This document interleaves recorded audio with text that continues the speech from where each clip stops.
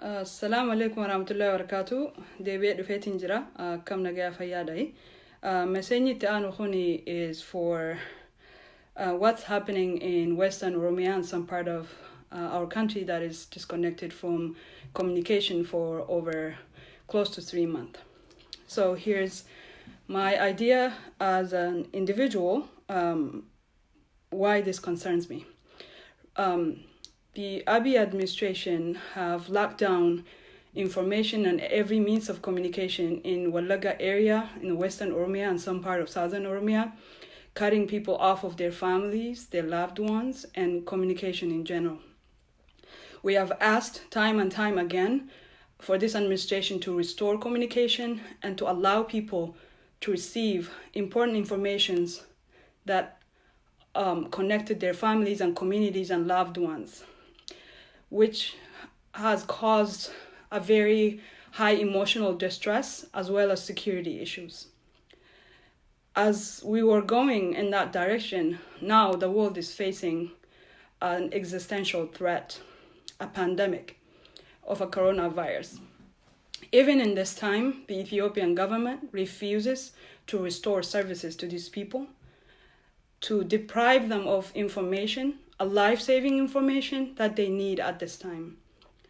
These people have done nothing wrong to anyone.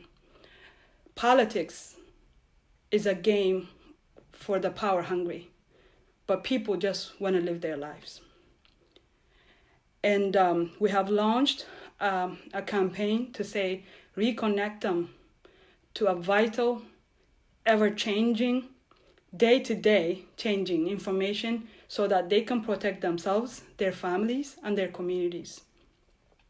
Some government officials even argue that internet and information is not necessary to combat the pandemic. However, the rest of the world, a place where I live now, in Minnesota, United States, information is everything. We are glued to the TV, listening to our leaders, our health professionals, and basically everyone involved in informing people so that we make a better decision to protect our individual selves, our communities, and our families.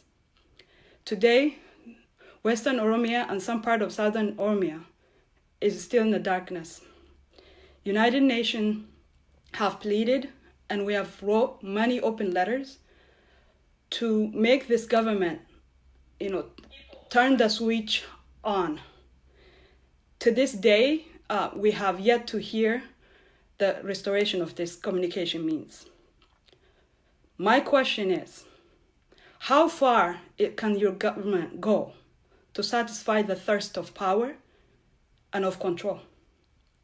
How can you fight people and condemn people to death so that you, as a party, as a political figure, can become victorious? How much of a life is enough for you to switch it back on? And when is it that you go, now is the time to put these people's lives first? Today, I'm not sitting here as an activist. I'm not sitting here as a person who loves the idea of independent and free Oromia, unapologetically for that matter. I am sitting here as an individual, as a citizen of the world, to ask and understand what this is really about. At this time, as you can see, the world is united in fighting the pandemic together. And what you and your leader fail to understand is, this pandemic is global by definition. Pandemic means it's a global threat. No country is exempt from that. Every country's action, every country's victory is all of our victory. And any country's failure is a failure of the global community.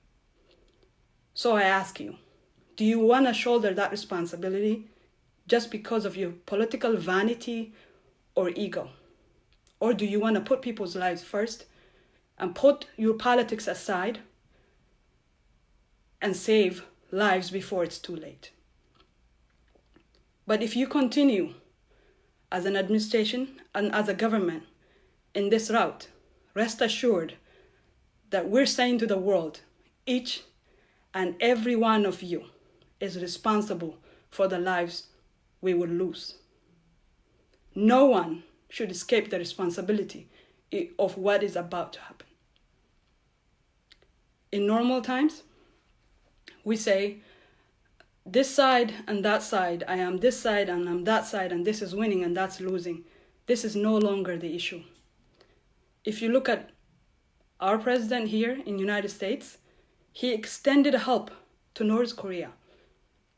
As you know, North Korea, Iran, and the United States have never been on the same face ever since I came to this country. In fact, they even had a name for it. It's called an axis of evil.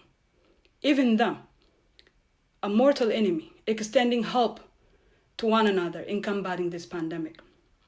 However, you and your cronies are cutting your own citizen out of communication, life-saving information, and measures at this crucial time in world history. What is surprising, however, is that you are pleading to United Nations and the world for aid for Africa, 150 billion to be exact, which is great. I love leaders who take initiatives to combat a crisis we face together.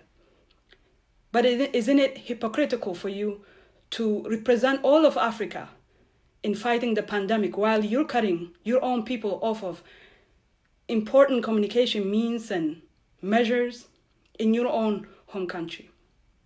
How can you reconcile those two ideas together? You're refusing to have these people have the information they need to survive versus you putting yourself as an entire continental leader, to coordinate the fight against coronavirus. These are things that I sit and worry about. These are things that I sit and try to reconcile in my head because they make no sense to me as a person. It does make no sense. Here is my last word. Politics exists because people exist. Politics is a participation of the populace to create the type of government that they want in order to have some sort of a life. It's not the other way around.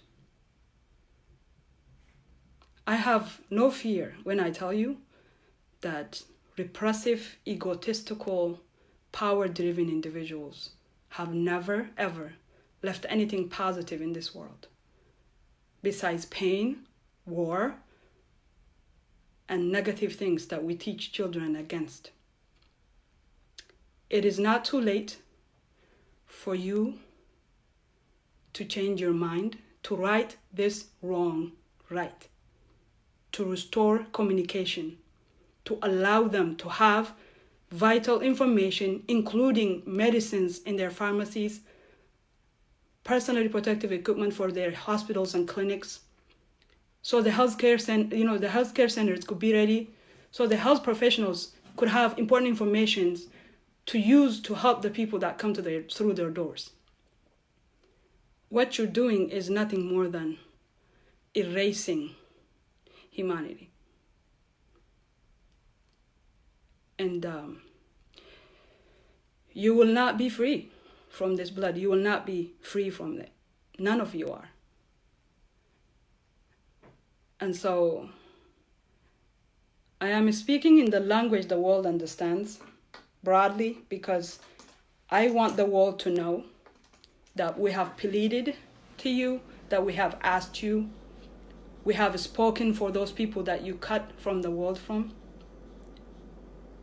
to say they matter. Every single person in this world matters.